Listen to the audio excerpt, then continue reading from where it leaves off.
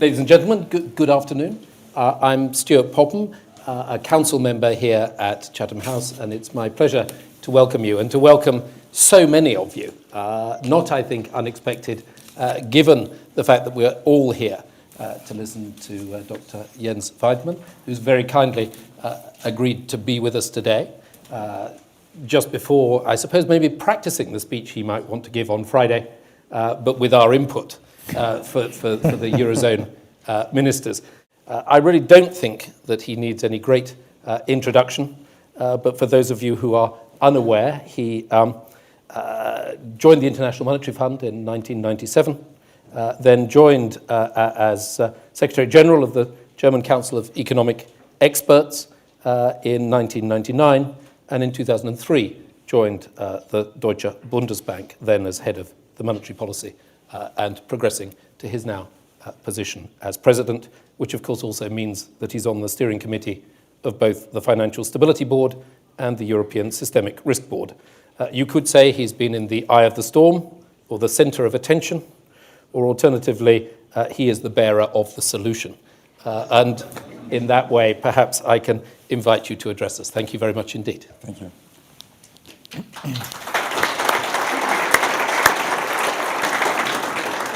I fear you raise expectations a bit too high. I must confess I'm a bit disappointed, because I was expecting rain or at least fog here in the UK, but it's even nicer than in Frankfurt. So I'm happy that you closed us in here in this dark room, so I don't...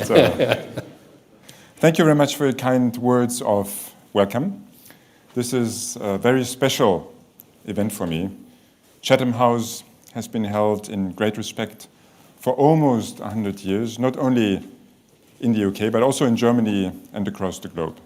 And the privilege, I feel, is underscored by the distinguished audience that has gathered here today. And I feel truly honored to speak here in such a famous venue. About 6 weeks ago, I came across an article in the Frankfurter Allgemeine Zeitung, a leading German daily that you, I guess, all know. And the author of the article, an economist at the London School of Economics, had chosen the title, "The Fanatic Central Bank. Where there is a will, there is always just one way." I'm not sure whether they specifically meant the Bundesbank, but I felt somehow targeted. But I came here today wearing the hat, or rather the suit of a central banker, and of course that of a Bundesbanker at that. And the idea is that I'm going to present might therefore be seen by many of you as fairly conservative and principled. But as I hope to convince you, they are far from being fanatic. And I did not come here to deliver a lecture, but I'm looking forward, of course, especially to the discussion that will follow my little presentation. First, let me take a brief look at where we currently stand in these challenging times. And I'm a bit short of offering a solution to all the problems out there. We face a crisis that is no longer confined to individual countries. Throughout Europe, it weighs heavily on people's minds and challenges. The viability of monetary union in its current form is questioned. And it is obvious to all of us that the crisis has to be resolved and future crises must be prevented. And the first step must be to contain the crisis, to prevent it from spreading. And to this end, policymakers have surrounded the crisis with walls of money, which has meanwhile reached a height of 500 billion and will increase even more, presumably being decided at this next meeting. And while ring fencing is certainly a sensible approach, but just like the Tower of Babel, the wall of money will never reach heaven. If we continue to make it higher and higher, we will in fact run into more worldly constraints, both financial and political ones. And these have to do with the specificities of monetary union, and I will come back to that later on. And whether we like it or not, we are, through the rescue mechanisms and their conditions, also changing the rules of the game in monetary union and might set incentives that lead to new problems in the future. In any case, we must realize that all the money we put on the table will not buy us a lasting solution to the crisis. And as Mervyn King, for whom I have a lot of appreciation, frequently and rightly states, all we can buy is time. And the time must be used to address the root causes of the crisis. And I think we all agree that the crisis has two major causes. First, the macroeconomic imbalances that have built up in recent years. And second, public and private debt that has ballooned in some of the member states. Both problems, which also have a lot to do with major political and regulatory failures, must eventually be addressed. Europe has to be rebalanced, thus the title of my little outline. But views on how to achieve this goal differ. On this issue, I'm a bit more an optimist than George Bernard Shaw. He once said that if all economists were laid end to end, they would still not reach a conclusion. I think we converge somehow on this side. Given the unprecedented character of the crisis and its complexity, this divergence of views seems only natural to me. Still, I hope that the fault lines will converge at some point in the future and that a consistent approach will emerge. Now, what are the specific questions that need to be addressed? Frankly, I do believe that there are about 1 million questions out there to be answered. But to simplify matters and to keep with my capacity and to keep also my outline pretty short, I will ignore almost most of them, or almost all of them. Altogether, I will just address 2 questions today.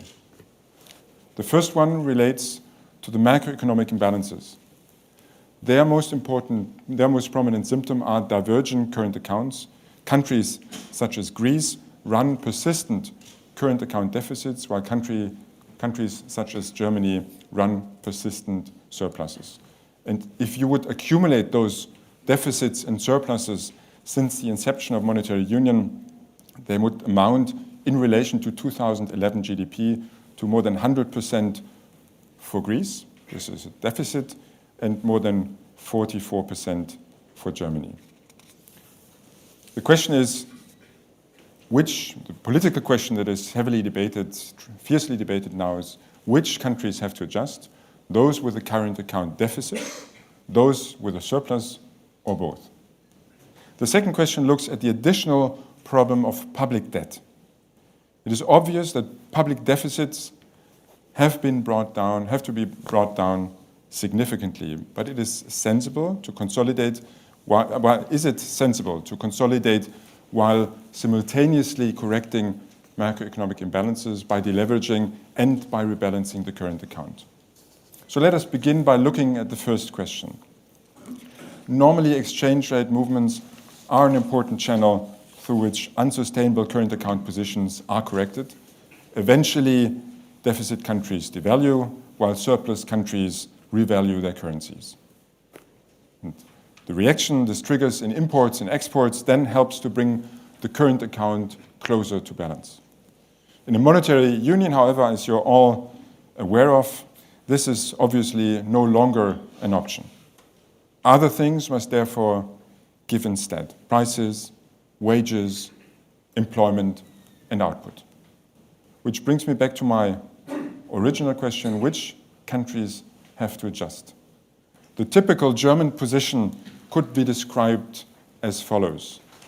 Deficit countries must adjust, they must address their structural problems, they must reduce domestic demand, they must become more competitive, and they must increase their exports.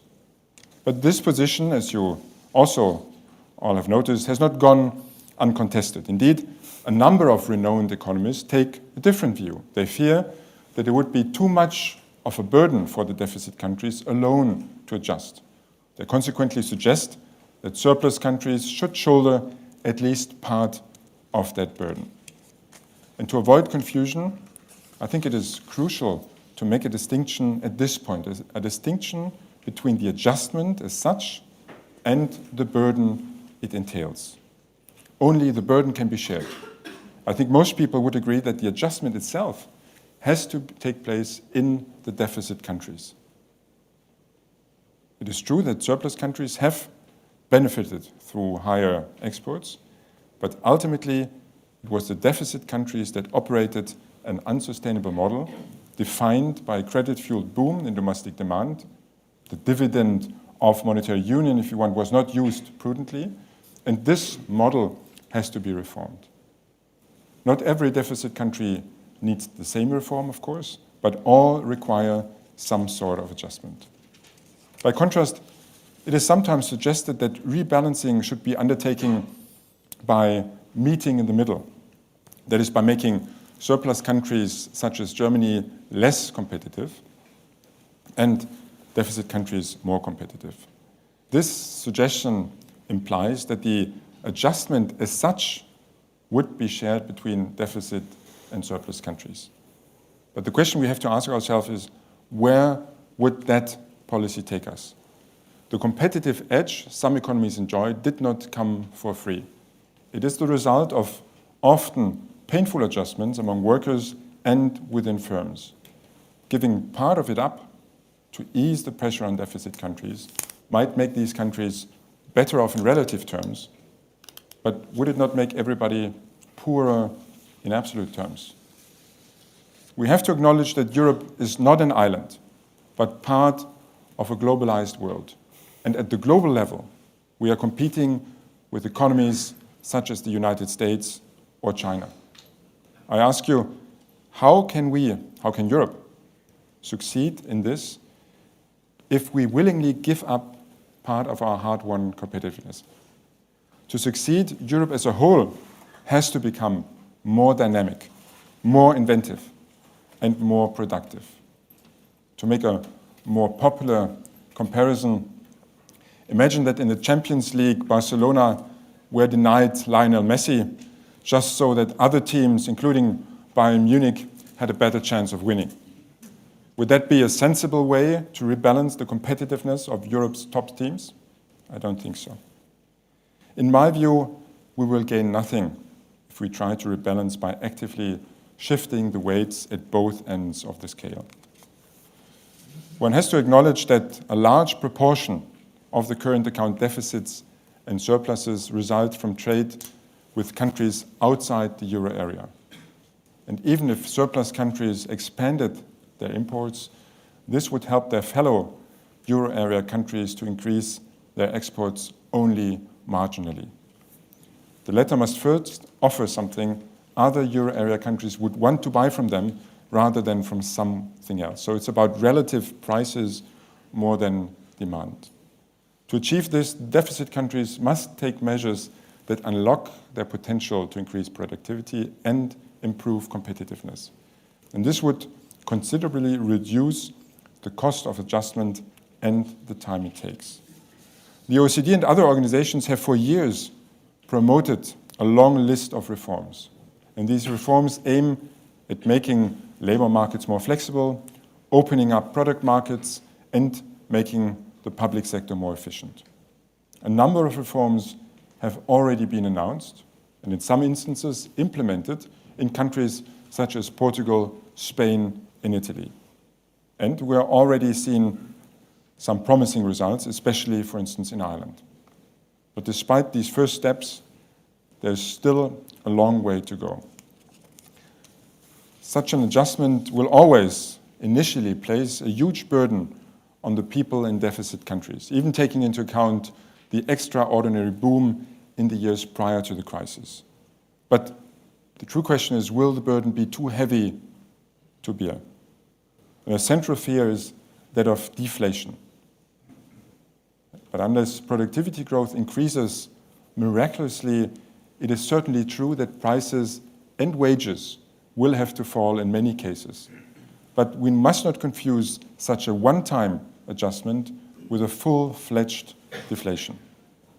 And we must acknowledge that surplus countries are already helping to ease the burden of adjustment.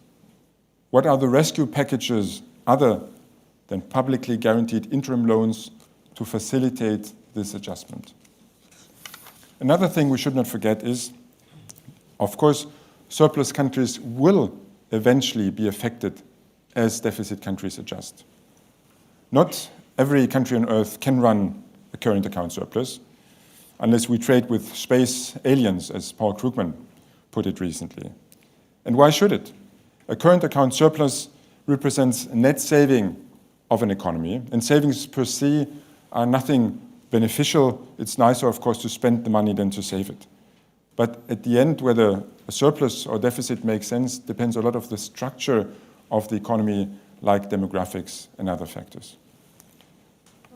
As the deficit countries import less and become more competitive exporters, surplus countries will run lower surpluses. The key issue is whether this happens as a result of market processes or as a result of efforts to fine-tune aggregate demand in the euro area.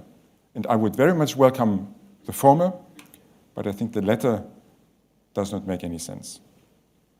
Reforms aimed at promoting growth are an important part of the adjustment process, and I think everybody agrees on that. But what about consolidation? A frequently cited argument is that it would be too much of a burden for countries to correct macroeconomic imbalances and consolidate public debt at the same time. The result, it is said, would be a vicious circle of falling demand and slowing economic growth. And it is true that consolidation might, under normal circumstances, dampen economic growth. But structural reforms and consolidation are also hard to disentangle. For example, a bloated public sector or a very generous pension scheme are both a drag on growth and a burden on the budget. And another question is, are we in normal times? It is quite obvious that everybody views public debt as a major threat in these days. The markets do, the politicians do, and the people on the street do. And a widespread lack of trust in public finances weighs heavily on growth. There's uncertainty regarding potential future tax increases, while funding costs rise for private and public debtors alike. And in such a situation, consolidation might inspire confidence and actually help the economy to grow. In my view, the risks of consolidation are thus being exaggerated. In any case, there's little alternative as just continuing, just proceeding on the way ahead is no alternative. The Chancellor of the Exchequer, George Osborne, recently said, "You can't borrow your way out of debt." And in my opinion, he's absolutely right. The only promising approach is to cut your way out. Some of you might say, stop. It is true that member states will eventually have to reform and governments will have to tighten their belts. But that still leaves us the ECB to act. Shouldn't the ECB temporarily ease the pressure even more? And usually the boundary between monetary and fiscal policy is clear-cut, and that for good reasons. Once a central bank becomes involved in fiscal policy, it eventually loses its independence and its credibility as an inflation fighter. And this is the story told not only by economic theory, but also by historical experience. Just think about the unholy marriage between Banca d'Italia and the Italian Treasury in 1975. Banca d'Italia's promise of marriage was to act as buyer of last resort for government bonds. And until the divorce in 1981, Italian government debt more than tripled, while average inflation stood at 17%. And after the Banca d'Italia was granted more independence, inflation rates began to fall significantly. Or think of the UK. After the new monetary framework was established in 1993, and the Bank of England was granted greater independence, inflation rates also came down. However, during a crisis, of course, the boundary between monetary and fiscal policy can become blurred. To contain the crisis, central banks have to act more flexibly within their mandate and accept more risks in their balance sheet. Now, I think this is unavoidable, and the Eurosystem has already undertaken tremendous efforts in this direction. But although there are times when things are not black and white, I do not think a clear distinction between fiscal and monetary policy is irrelevant. This is particularly pertinent in a monetary union where member states retain the autonomy in fiscal and monetary policy. And this is the key difference between the US and the UK, which a lot of the comparisons that we're confronted with ignore. Because in a setting like ours, in a setting of a monetary union, governments have an incentive to accumulate debt as they can externalize part of its negative effects on their neighbors. And this is known as the deficit bias in a monetary union. And to counter that incentive, the EU Treaty explicitly prohibits monetizing public debt, prohibits the central bank from financing public debt, and contains a no bailout clause. If central banks went down the route of monetary financing of public debt, they would be redistributing fiscal risks and costs among the taxpayers of the euro area. We all have to be aware that this is the prerogative of national parliaments. We have no mandate to do so. If central banks' balance sheets are used to bring about redistribution and the implied costs become apparent, this could have a highly corrosive effect on the credibility of central banks and their independence. And we see this in some countries.